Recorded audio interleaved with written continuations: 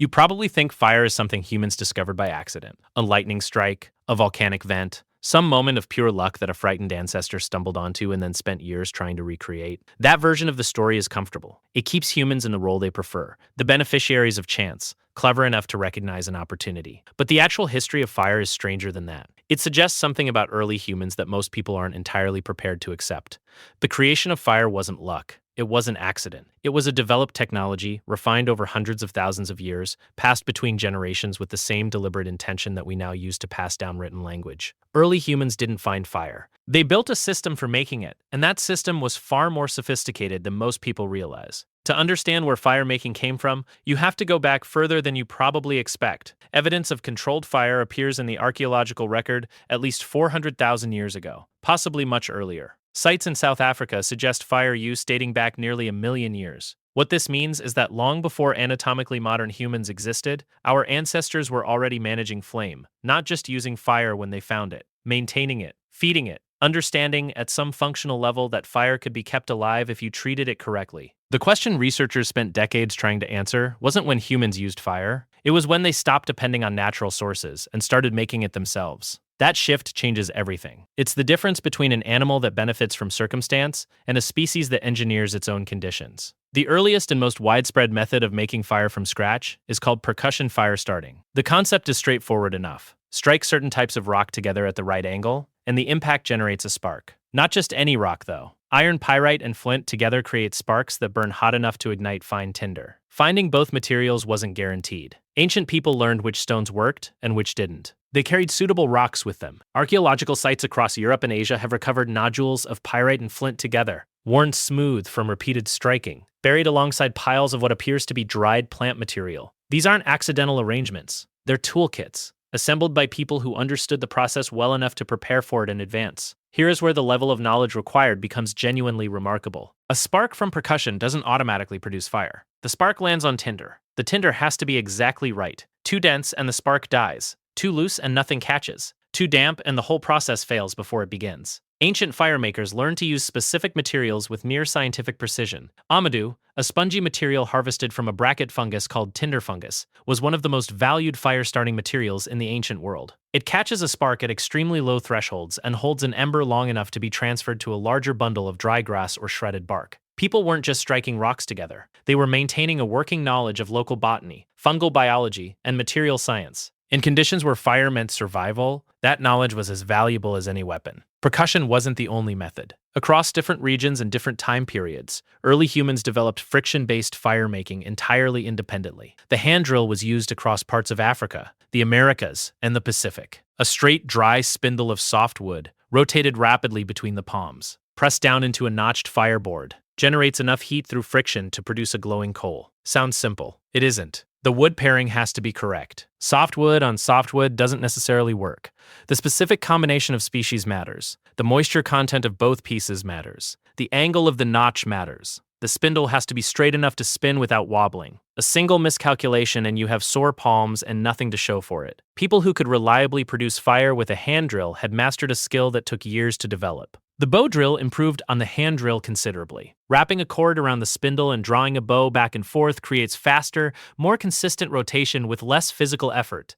This method appeared across Eurasia and the Americas and was still in common use in some parts of the world within living memory. Archaeological evidence of bow drills is harder to identify than flint toolkits, since organic materials rarely survive, but rock art depictions and ethnographic records from the 18th and 19th centuries document bow drill firemaking in extraordinary detail, with techniques that hadn't changed in thousands of years. The bow drill didn't just make fire easier to produce. It made firemaking accessible to people who lacked the raw hand strength the pure drill method demanded. Women, children, and older community members could participate. Fire production became a shared skill rather than a specialized one. What connected all of these methods was something that doesn't show up in the archaeological record directly: knowledge transfer. Making fire reliably isn't intuitive. It has to be taught. A child watching an adult prepare tinder, select stones, strike at the precise angle, and coax a coal into flame was receiving an education. The technique existed in human memory and human hands long before it existed anywhere else.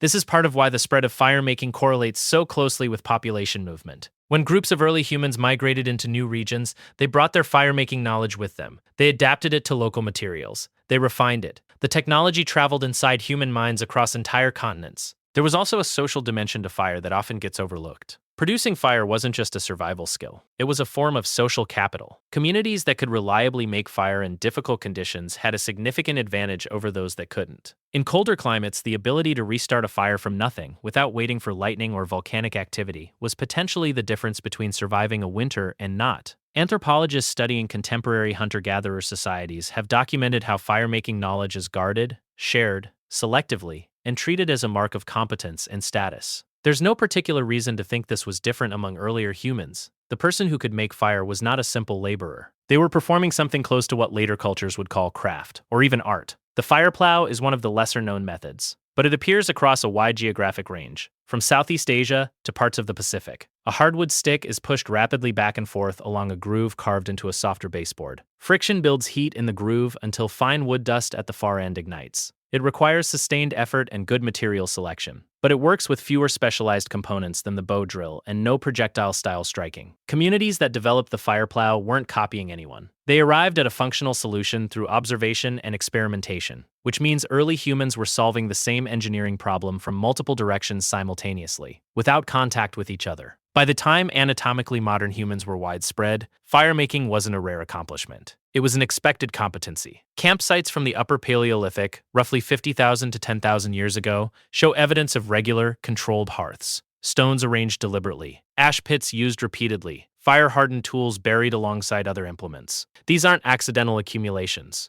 They're domestic spaces organized around fire, the way a modern home is organized around heat and light. The people who lived in them weren't struggling to produce warmth. They were managing it with routine confidence. Flint napping itself had a relationship with fire-making beyond the obvious. Heating flint before napping it changes the stone's internal structure, making it easier to shape into tools with sharper edges. Early toolmakers discovered that controlled heat could improve their raw materials. This meant fire wasn't just producing warmth and cooked food. It was functioning as a processing technology, a manufacturing stage in the production of other tools. The sophistication embedded in that practice is easy to underestimate. Knowing that a specific type of stone, buried under coals at a specific temperature for a specific duration, would emerge workable in ways it hadn't been before, required a level of systematic observation that looks less like instinct and more like something else. The methods ancient humans developed to make fire weren't primitive attempts at something we later perfected. They were complete solutions to a complex problem, built from deep material knowledge, careful observation, and skills refined across generations of teaching and practice. A bow drill operator from 20,000 years ago wasn't guessing. They knew exactly what they were doing, and so did the person who taught them, and the person who taught that person before. The fire that burned at the center of a camp on a cold night 15,000 years ago didn't arrive there by accident. Somewhere nearby, someone had the tools to make it, the knowledge to use them, and the hands that had done it enough times that it had stopped feeling difficult at all.